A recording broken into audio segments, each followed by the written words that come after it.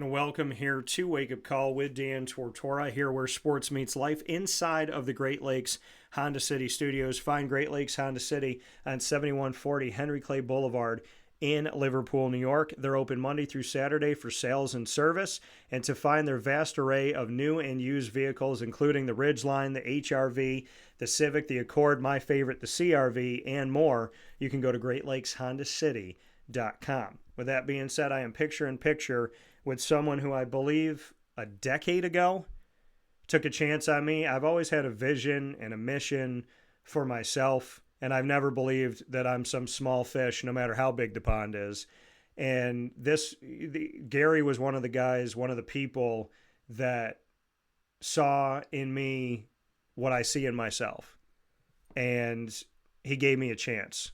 And I don't forget people like that. I don't forget people that, you know, when I have these big dreams and aspirations and all these things that I want to do and I believe I can, and then there's somebody out there that kind of takes your hand and says, all right, brother, if you're going to do it, you know, I'm going to give you a shot and you got my support. Well, he gave me a shot to speak with him a long time ago about Peach Bowl Inc. and the Chick-fil-A Peach Bowl.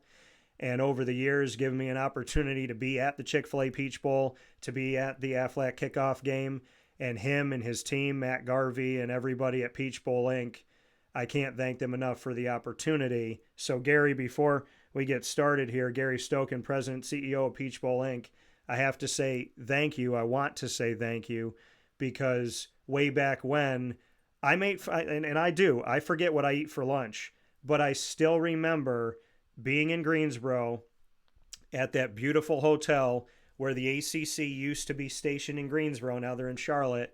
And I remember sitting in that room and asking if I could interview you. And you said, sure. And you said, pull up a chair.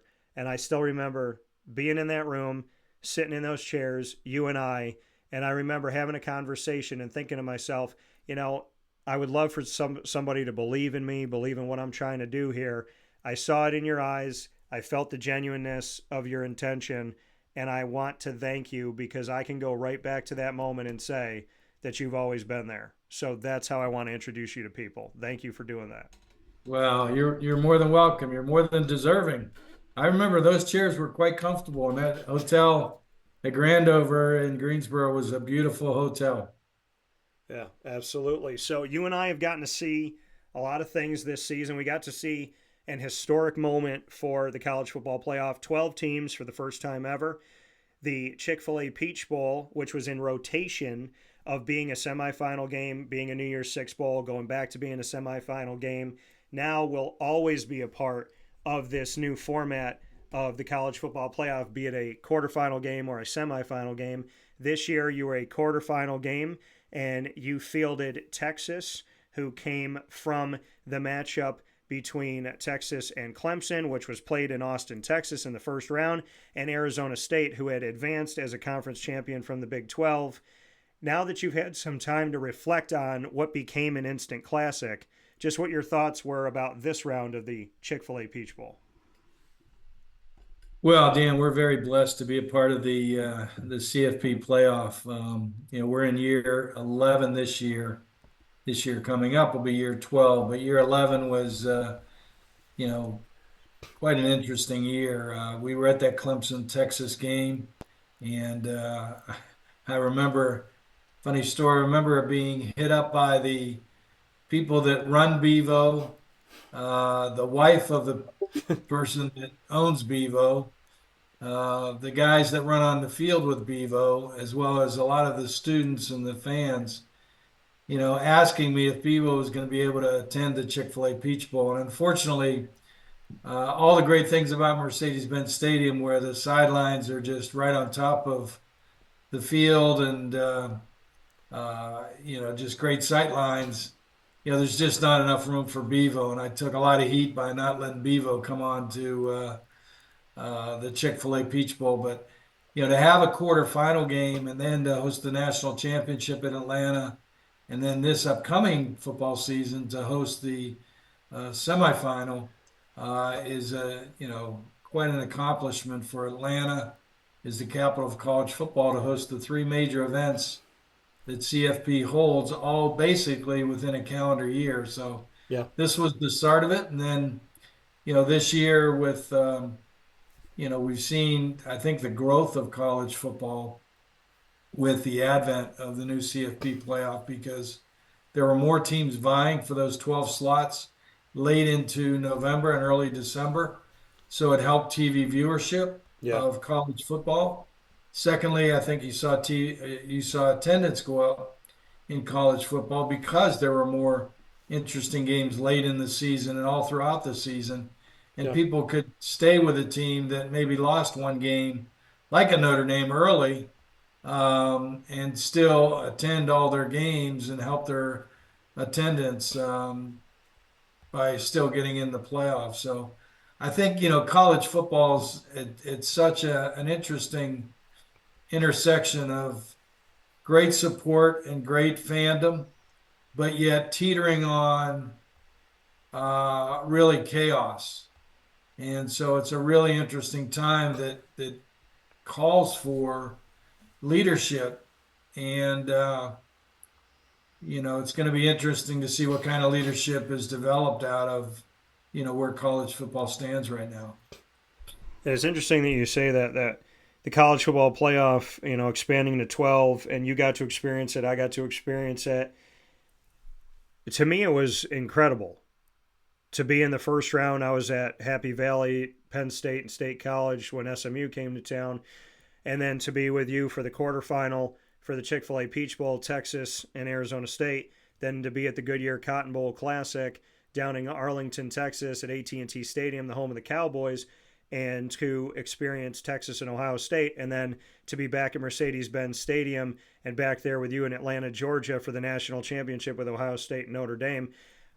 I can say from experiencing the 12 team, we are at a beautiful time of college football. But you also brought up the fact that we're in a chaotic time. Name, image, and likeness has had little to no parameters. I believe the most expensive contract in NIL went to a backup quarterback that barely played this season, Arch Manning, $6.6 million. And then to one of the guys that was in your college football playoff quarterfinal there at the Chick-fil-A Peach Bowl, Quinn Ewers making 4.4. So at the quarterback position alone, the Texas Longhorns shelling out $11 million for those two quarterbacks, one of them barely playing. So we know we're living in a world where there's kind of buku bucks going on and not a lot of parameters. We're also living in the transfer portal world, which affects the college football playoff in a couple different ways. And I don't know if I'm sure you've had these conversations, Gary, because I know you talk to a lot of different people. I spoke to some coaches within the CFP that told me in the weeks that they were in the week of the game, the week of preparation, they knew that other coaches from other institutions were calling their players and asking them to get into the portal and offering them money while they were practicing. So because the portal opens right after the regular season, there's opt-outs in bowl games. There's opt-outs in the CFP. There's guys that are transferring and going to different schools, so they're not playing in the bowl games. They're not playing in the CFP. And there's literal tampering going on of coaches calling players, texting players, saying, get in the portal right now. We'll give you X amount of dollars. And we had teams that were in the CFP this year who didn't have their backup quarterbacks or didn't have their quarterbacks in some of these bowl games because they jumped in the portal. So what are your thoughts on this? I mean, do we have to not open the portal until after the national championship is played so that bowl games and the CFP is preserved? Your thoughts on something like that? Well, I contend and have said this for years that everything that's done in college football follows the NFL by 5 to 10 years. So a perfect example is this year, what did we do? We went to communication through via the helmet with iPads on the sidelines. The NFL's been doing that for 10 years. You watch. Within 3 years, I contend that the kickoffs will change in college football to mirror what they're doing in the NFL. The NFL is run by billionaires Yeah. making billions, and they're in it full time running a business. We want to say we're college athletics, but we are a pseudo business. Um, and I think what the sooner people will realize that this is a business and it needs to be looked at and run as a business, then the better off everybody will be. And I think we're transitioning to that. With respect to the chaotic nature of college football, it's, unfortunately due to a lack of leadership, where leadership can't create a vision and cast a vision. And when you don't have a vision of where you're going, whether it's a business, whether you're driving a car, if you don't have, a vision, a map to where you're going to go, then you're going to have chaos. And, we need Congress's involvement, which, it's a tough time to ask DC for anything, right? Yeah. But I feel better in that with President Trump and who he'll have, from the Republican side running certain committees, that there will be an opportunity to maybe get some things figured out here through Congress, which will be a great start, number one. Number two, when you got to get the House settlement lawsuit, completed and finished, I think that'll give a little bit more clarity. Yeah. We got to get control and guidelines put in the athletic department rather than no guidelines at all, and different guidelines in each state, which will help, solidify recruiting a little bit. So I think there's answers to everything. It's just we need leadership to step up and put together the right calendar. When you look at the NFL has free agency, and then they have a draft. Yeah. So as an organization, you look and see, okay, these are the players that we've lost. These are the players we brought in. What are our needs? Let's go get it in the draft. We have just the opposite in college football. We have two transfer portal windows, which intersect in the middle of trying to play for bowls and national championships. In the middle of all that, you've got signing date.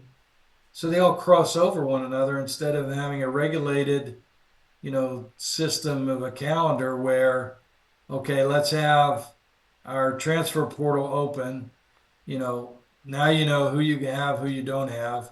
Then you can sign who you need, and kids in high school can say, okay, I've got a chance to play here. But we've got to be careful because I think we have the potential, if we don't get this figured out and done right, we have the potential to kill high school football. Yeah. And because a lot of kids are going to say, you know what? The scholarships aren't there because what people are doing is, like we used to say in college basketball the last 4 or 5 years, you want to get old to be good, right? Used to be that, you recruit a kid, you develop a kid, and by the time that those guys were juniors and seniors, you had really good teams. Well, now people just go in and dip in and get a transfer, 2 or 3 transfers in basketball, or 9 or 10 in football. Yeah. And if you're a coach making $9 to $10 million or $5 to $10 million, and you're getting some heat, and you didn't have a good record, what are you going to do? You're going to try and get good real fast, and you're going to win the transfer portal and do what you need to do because you got to win now to keep your job. So what's happening is you're seeing, upwards of 10 and maybe more in some cases, scholarships going to transfer kids, which deludes the number of high school kids that are getting scholarships. So kids in high school might say, you know what, I'm just going to go play lacrosse, or I'm going to play another sport instead of football. So there's a trickle-down effect to all this, and we've got to get it figured out and organized. And that's why I've called for the last 5 years a commissioner of college football. If you're going to run it like a business, run it like a business. Get somebody in there that has a staff and a board that's thinking about college football 24/7. just like the NFL thinks about the NFL 24/7. Well, and you led right into my next point was should there be a commissioner of college football? If there be a commissioner, the commissioner of the NFL, Roger Goodell, answers to the owners. And so it's not simply him, it's 32 owners.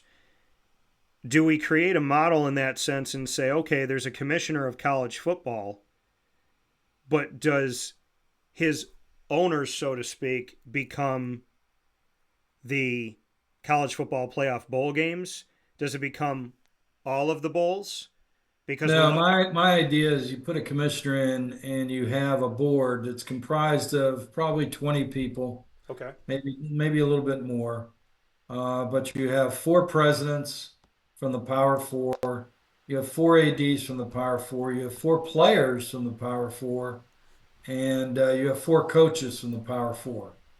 So, and you may have, a couple other people. That's why I say 20 to 25 board members. So you have representation of players, coaches, ADs, and presidents, right? You can fill in those other four with the four commissioners of the Power Four.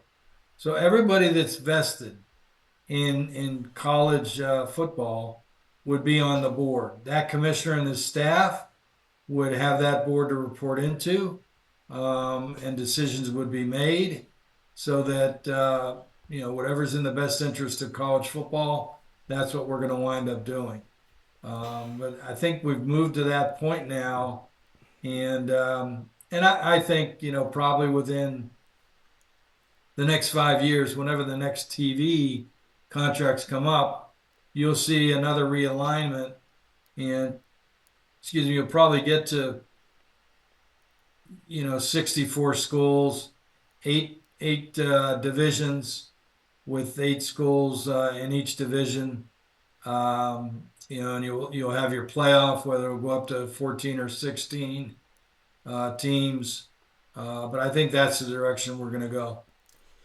So, in that direction, speaking with Gary Stokan, the president, CEO of Peach Bowl Inc., here on Wake Up Call with Dan Tortora inside the Great Lakes Honda City Studios, in that world where we have regions and we have 64 schools, 8 split up in each, and then we have this kind of equal approach of having them by region, what happens to the conferences? Do we lose the SEC, the ACC, the Big 12, the Big 10? I mean, do we lose the names? Do we lose the power and the control that each of them have?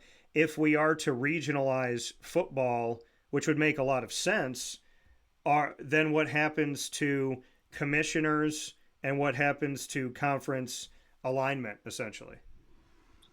Yeah, I think at the end of the day, you basically have divisions, 8 divisions instead of 8 conferences. You have a schedule comprised of those divisions playing within their division, the other 7 schools, and then going to play another division.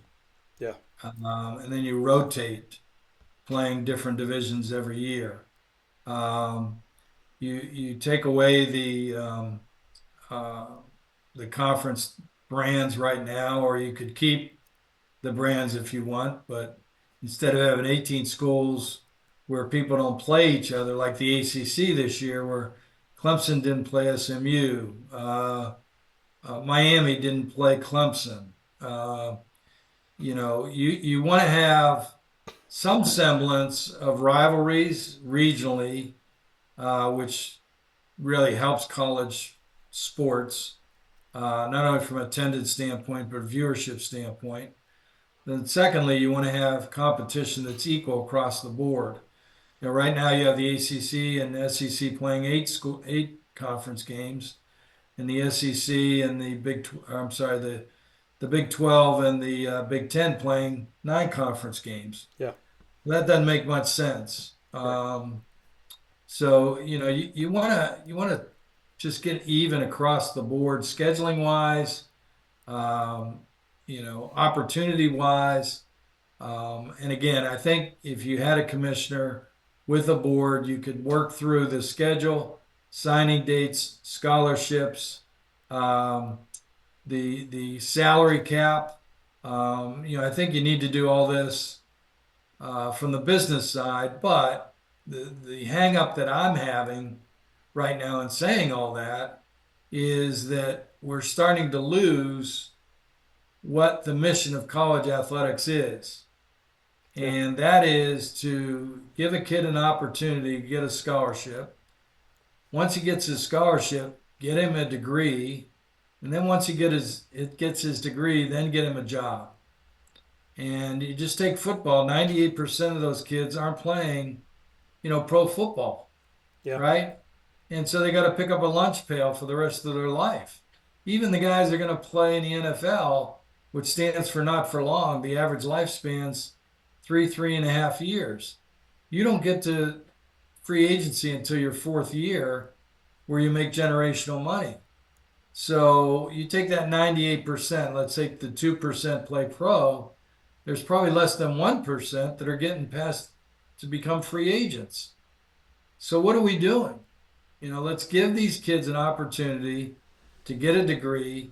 Yeah, okay, NIL, you can't put the genie back in the bottle. Right. There's so much money in the system that, kids should, share in that. But they should share by working for it. It shouldn't be a pay for play model. You should have to work to obtain that money. And but more importantly than all that, again, is getting a degree. And all these collectives, again, those should be there to give the kids that graduate from your respective institution jobs. Yeah. And because I think I think we got to be careful, and it probably won't be proven until 10, 15 years down the line. But a lot of these kids, number one, that are transferring 2 and 3 times, their credits aren't transferring and they're not getting degrees, number one.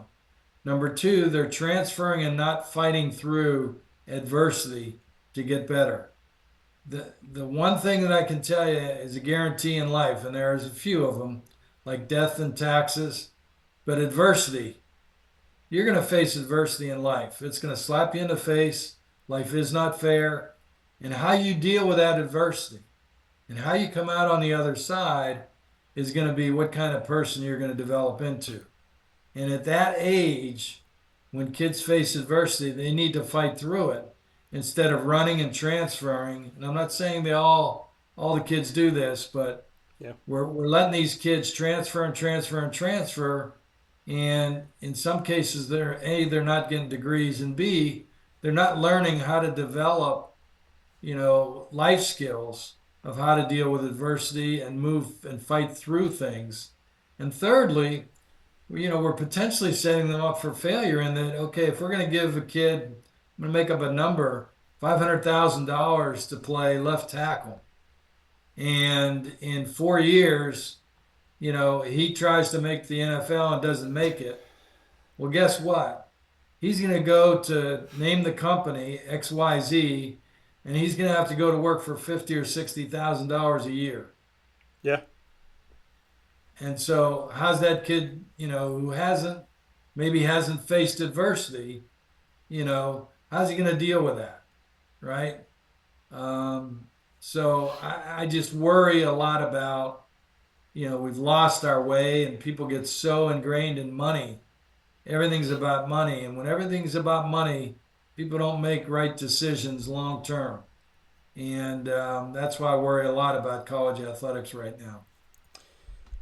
Well, I said you and I cut from the same cloth. We believe in God, we believe in morals and values, and we believe that we're put on this planet not to make a ton of money, but to make a lot of positive change, a lot of positive affecting of the world. We're here to help serve others. And I don't see a lot of the service of others. I see a lot of the serving of yourself in name, image, and likeness. I see a lot of how can I eat? How can I take care of me? And the society that was already a me society, and social media has facilitated a lot of that, extends itself to being a me society when they can do what you said, run from adversity, run from competition, go and do things that serve them, only look out for themselves. If you're on 4 teams in 4 years, you're not a team player. And so when you go to a business and your boss says to you, I need all 12 of you to work together on this assembly line because if one of you doesn't work right, the other 11 are going to suffer, and you've only learned how to fend for yourself and eat for yourself, well, you're not going to take care of your line because you don't really care about how it's going to affect the other 11 down the road. And when that bottle hits the ground and it smashes and it costs the company money, to you it's not your problem because you handled your little part, but you didn't think about the other 11.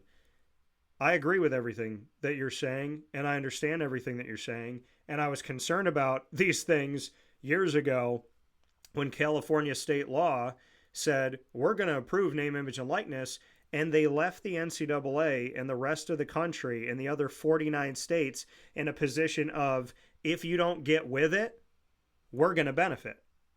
Because all the schools in the state of California, we're going to pay for the players. So USC and UCLA and Cal, we could do it at Stanford. We could do whatever we want. And unless y'all fall in line, we're going to enjoy this while all of you watch us take your players because you can't give them anything. Gary, I go back to this and I wonder why, and maybe this is being asked and I'm just not hearing it, but I haven't heard it. I've said it, but I haven't heard enough people talking about this, which has stuck with me since 2020. In the midst of a pandemic, think about how things work because people are opportunists. And that doesn't always mean that they're looking at things in a moral and value-driven way, in a God-driven way. Some people are opportunists of taking advantage. At a time when we were at home, at a time when we were scared, at a time when we didn't understand and nobody seemed to have an answer, that's when NIL and the transfer portal unleashed themselves.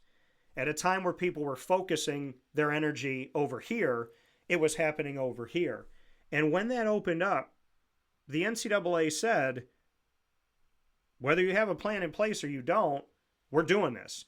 And essentially, all 50 states were given the green light, even though I think at the time I checked, 9 states had some type of legislation. There was 41 other states that didn't have anything specifically done. Maybe some states wanted to do it. Maybe some states didn't want to do NIL. But the majority of the states did not have legislation in the process and ready to go at the time that the NCAA said, we're going to do this. And you say, you wanted to get Congress involved.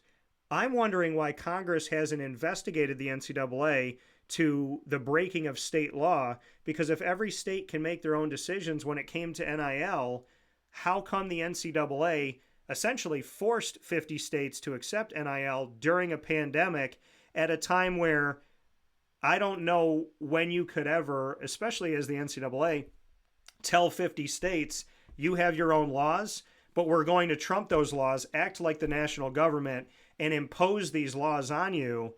I'm just wondering about the legality and the constitutional rights that the NCAA had or didn't have when the majority of 50 states were not prepared for name, image, and likeness. Yeah, unfortunately, the NCAA is never won a lawsuit. You talk about lack of leadership. The NCAA's had such a lack of leadership and vision. That's really been the impetus of creating all this chaos. We've asked presidents, and this is certainly not to denigrate presidents, but we've asked presidents of universities to make decisions on college athletics when the majority of the presidents don't have the knowledge that they need to have to make decisions on these matters. And again, that's not to denigrate presidents. They're running, $150 million, whatever it is, companies on their own campus, yeah, besides athletics. And in leadership, you have to know the subject matter inside and out so you can make and cast a vision of where the business is going to go. And then you have to be willing to take the heat because you're not going to get every decision right. Well, we have presidents of universities that unfortunately don't know the subject matter, and we've unfortunately put them in decision-making processes, which has been unfair to them, unfair to the student athlete, unfair to the colleges and institutions, and so they haven't been able to cast a vision. And again, in leadership, when you can't cast a vision of where you're going to go, you're going to get lost, and you're going to create chaos. And that's why we have what we have. I think the NCAA needs an overhaul completely, whether it even needs to be an NCAA. I really believe college football needs to break away and form its own organization. There are things that college football does that are wonderful and great. There are things within the college institution that college football creates a lot of problems as well. Mm-hmm. There aren't enough. There's not a women's sport that equals the number of student athletes that you have in college football. But yet college football is counted in, the Title IX numbers for an institution. If you got rid of college football out of the institution, you'd probably have a pretty good business model that you can run with equity with Title IX and men's sports, which is the law, obviously. But I just think we've reached a point with the amount of money that is in college athletics, particularly in college football. When I was in the ACC as a coach and player way back in the 70s, it used to be that basketball led the amount of money that was brought in the conferences, and football followed that. And now it's turned around where it's 80-20. It's 80% college football and 20% college basketball that pays for all the other, the other sports. And so, the college football amount of money is just phenomenal. But I think going back to the presidents, I would have, that money coming into the institution is coming into the institution. And that institution president should say, look, that money's coming in just like all the other money that comes in to the institution. And we're going to put X into sports, and we're going to put Y into our med school, and Z into our dental school, and X, A into our business school. And, I think the presidents, if they'd got on board in creating a way to use that money for the institution, they'd have been much better off. But, it stayed in the athletic department, and now it's escalated salaries, which are beyond, belief of what, some coaches are making. Yeah. And there's nothing against that. This is America. You should make what people are willing to pay you for the job that you're doing. And just like the athletes should get paid for the jobs that they're doing. But if we're going to be a college institution, the mission of the college institution is to get the kids educated and get them a degree. And that's where I think we're failing. And it probably won't come out. I've read where 20% of kids transferring more than twice aren't getting degrees now. Yeah. That number I would think is low. It will only go up with the amount of transfers that are going on. And I think that's a bad trend for college athletics. Yeah. And there's so much to think about nowadays. Education, you and I talking about education on the screen, there could be people sitting here laughing, saying, who cares about that? It's not even important. But I would have loved to have gotten a free education. I was a good student. I had a 98 out of 100 in my high school, Christian Brothers Academy, that functioned like a college and trained us like a college and prepared us academically like a college. And to have the education that I had and the background that I had and the amount I was pushed, I got a presidential scholarship. I got money for books from working at the grocery store I was working at in high school, but I still had to pay. And I paid off my student loans a couple of years ago. But I look back at this and I'm like, man, if I got a $90,000 education for free, to me, that's good. I mean, and we think about, like you said, when money is kind of the root of everything, there's going to be chaos. There's it's kind of detracting. And I had this conversation recently of, if tuition keeps going, okay, so if NIL is here and it's here to stay, which it is, then if you're going to make money for players and you're going to want to have this money come in and you're going to want to have this endless pool, and it keeps costing you more to put your roster together and then keep that roster, because you brought this kid in from high school for 5 million, but to keep him is going to cost you 6.7. When you're going through all of that, so then you say, okay, well, we as the school, we don't want to bite the bullet here. What do businesses do? Now, my business, I don't run like this, but there's other businesses out there that do this. Okay, it's going to cost us more to do this, so we're going to punish somebody somewhere else. So if you're giving student athletes free education, but now you got to handle NIL and the port, you got to deal with all this stuff going on and realignment and paying to get out of this conference and get into that conference. Well, now I'm going to increase tuition for Gary Stokan and Dan Tortora. And they're not my student athletes. They're going to come in here. They're really good students. They've done a terrific job. They got almost a 4.0. But now tuition is going to go from $80,000 to $90,000. Well, the model that we have right now, if it's going to cost more to do business, in places like Tennessee that are going to be in the Aflac Kickoff Game are increasing their ticket sales to pay what's quote unquote a talent fee to their student athletes. Are we living in a world where if the cost of living goes up to put teams together, especially in college football, so then education goes up, is it going to hinder people from even going to college because we can't afford to go? Well, it's an interesting conversation. You know, I was blessed to get a scholarship and not have to pay for college, and get out of college debt free, and you know, through the relationships I was able to make, you know, get my first job coaching in North Carolina State, and then from that relationships I made go to Adidas and then Converse, and all because I played basketball at North Carolina State. And so I was very blessed in that way. So I've been on the good side of it.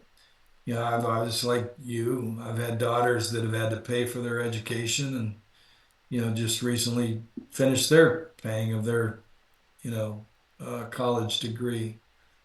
You know, I think it's something that it really is difficult to project ahead what's going to happen to institutions that are losing state funding, but yet the tuition and charges at universities go up. Yeah. But yet, in parallel, the online opportunities exist, and so and now you add AI in to all of this and technology, and it's going to be really interesting to see what happens to colleges over the next, you know, 10 years.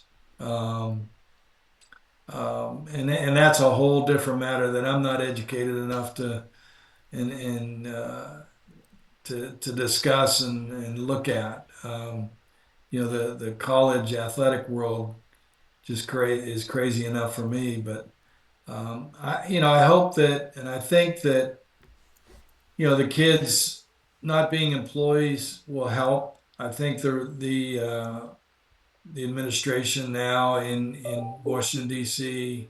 and in the White House will not will not, you know, have the student athletes become employees. I don't think the student athletes want to become employees. Mm-hmm. I do think that we need more thought on, you know, what the future is going to look like after this iteration. Yeah, I think you'll probably see some changes in the CFP playoff. You know, starting in 26. You know, we've got one more year left in our contracts, and then there'll be a new contract. I think you'll see that'll be an interesting milestone. I think the milestone of what Congress does will have an impact on college athletics. I think the TV deals, once you know, 2030, 31 comes where you got new TV deals, I think that will have another seismic change in college athletics. And Yeah. so these next 5 years are going to be really, really interesting as to, you know, what college athletics is going to look like. I don't think it will look like anything that we've seen before. I think it will take on a professional model. You can already see it. Yeah. And what that'll have impact wise to institutions and kids getting degrees and getting jobs. I don't have any idea, but I just hope they get it right because being the benefactor as a college athlete, student athlete, and a scholarship, it was monumental in any success I've had in my life, and so I've seen it. And I wasn't a star. The guys that are superstars, God bless them. My belief in life is God's gift to you is life. Um, your gift to God is maximizing the talents, the God-given talents that He's blessed you with. And so anybody that, whether it's a musician or a football player or whatever they do, if they can maximize God's gifts and talents that He's blessed them with, that to me is what life is all about. So, we'll see. Yeah. We've definitely, as we always do, Gary, open up, and maybe this time more than ever, we open up so many doors. I'm like, okay, you and I have to have 15 meetings about that, 20 meetings about this.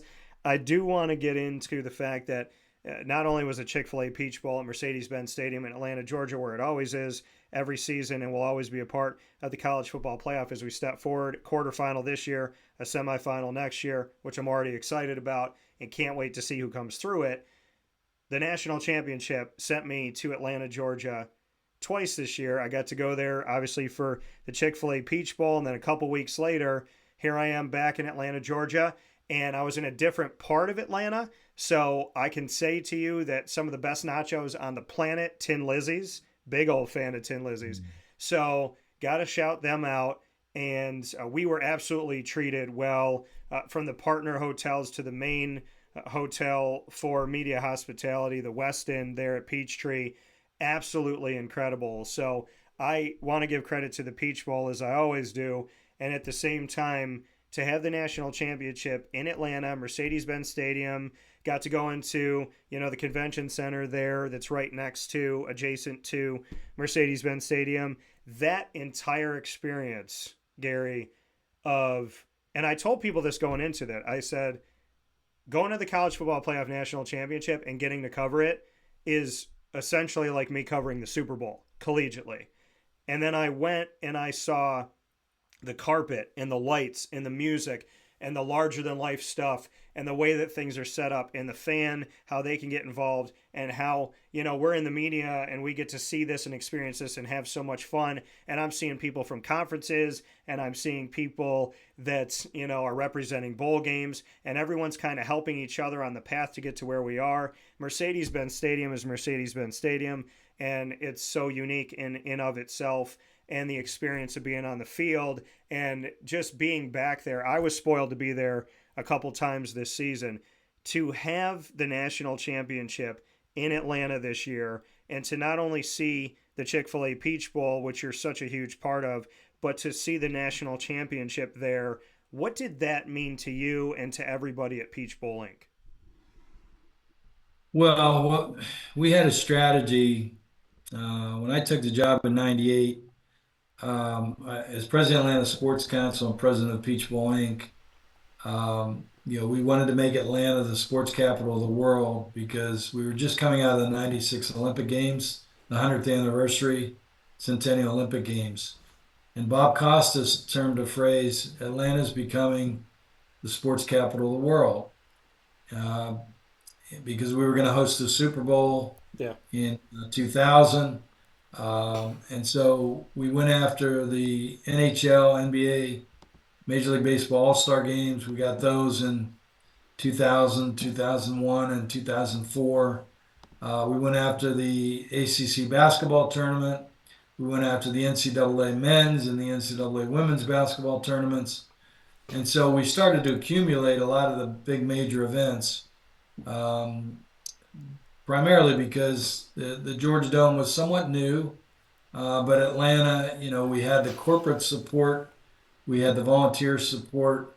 We had great facilities, hotels that were close proximity to all the facilities. We had a walking experience. And when you put the three interstates that intersect in the middle of downtown for easy travel by car, and then you have the world's most effective and efficient airport with hourly flights to a lot of the major markets, you had all the ingredients of the recipe to become the sports capital of the world. And so, we went after that. And as I transitioned in 2011 out of the sports council, because we had brought the College Football Hall of Fame to Atlanta, and so I was CEO of Atlanta Hall Management to, put together the exhibit design, the site, raise the money for that. We started to say, well, college football, is pretty important to the city of Atlanta as well. We had already the SEC Championship. We already had the Chick-fil-A Peach Bowl. The Celebration Bowl was created following what we did for the kickoff game, which was created.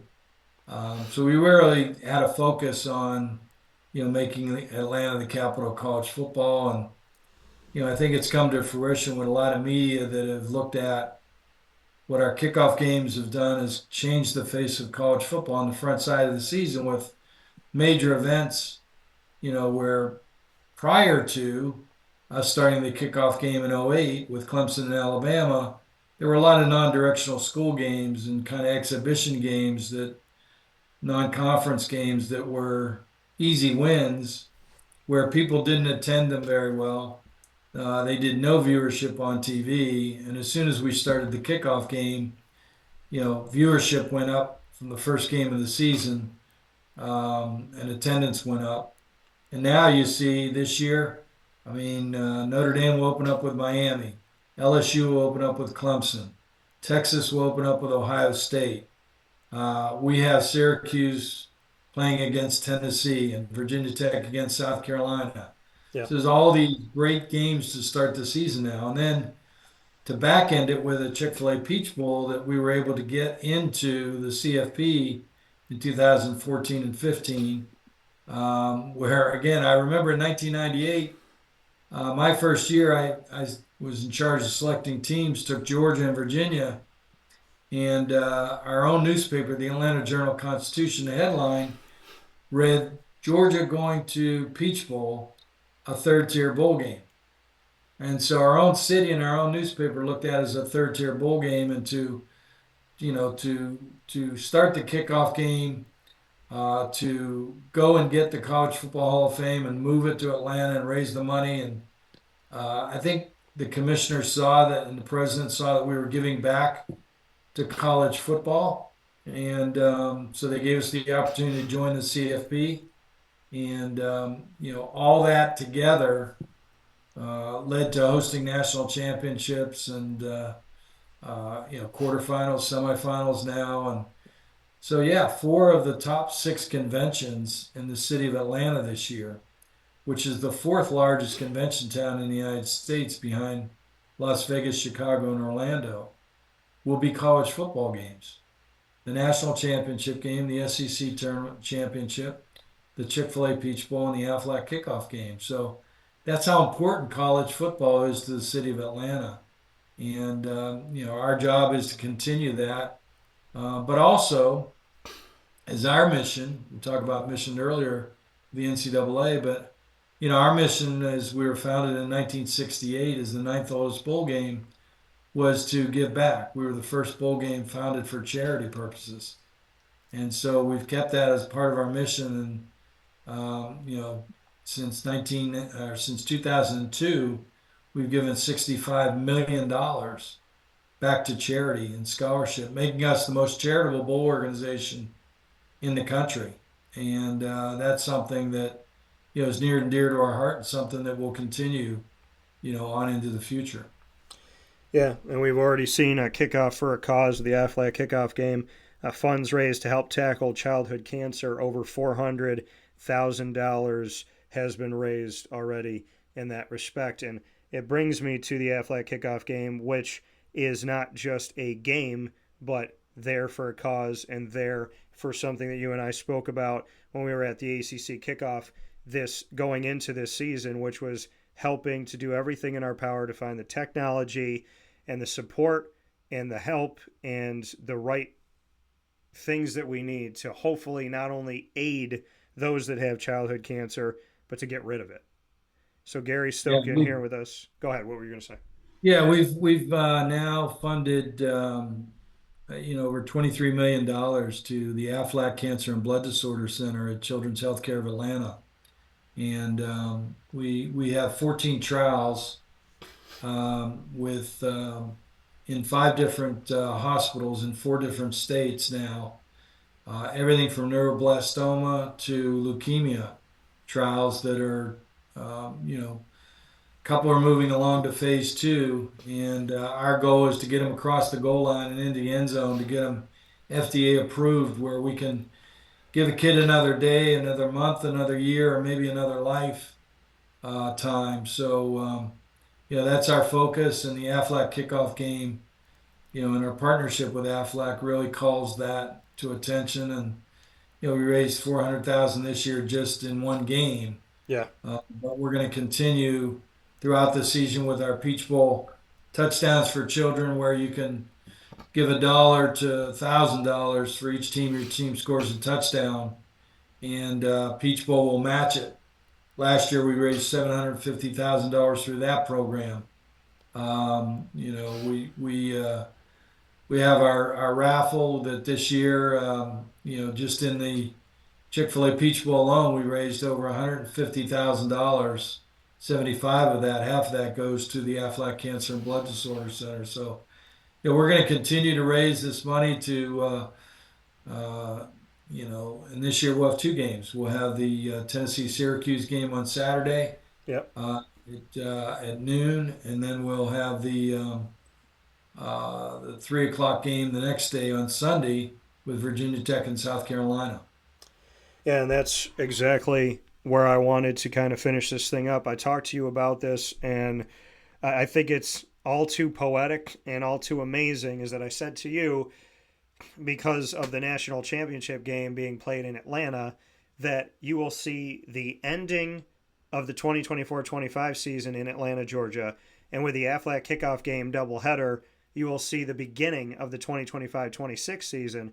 Well, not only is that pretty cool, and yet another story about how God just has very poetic ways of doing things, but I didn't know when I said that to you that I was going to be at the College Football Playoff National Championship game, and I have all the hope in the world of being there for the kickoff game. And I don't want to be there for 1. I'd like to be there for 2, because if you're there on Saturday, why not stay on Sunday? There's good enough places to eat, and Atlanta's a nice place. And I got some things I want to do down there, and some friends like yourself I want to see for more than a minute.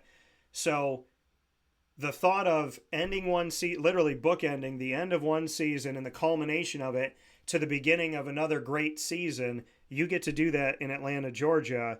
And by the grace of God and my hopes, I ended the season with a national championship, and I hope to begin the season with Syracuse, Tennessee. So just what you could say about that, the fact that it all ended in Atlanta, and for all intents and purposes, we get to see a new season, a new journey for over 130 FBS teams, and that gets to begin in Atlanta as well.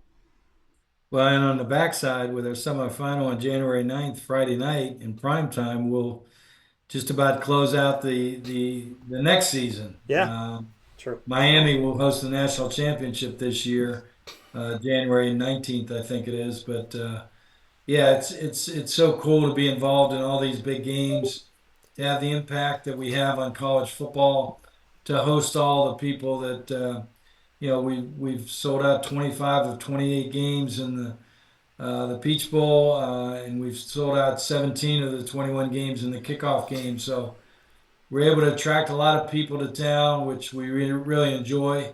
In Atlanta, volunteers and people in Atlanta tourism industry, really enjoy hosting people, providing Southern hospitality, and to do it around a college football game where, we're giving college scholarships to the universities.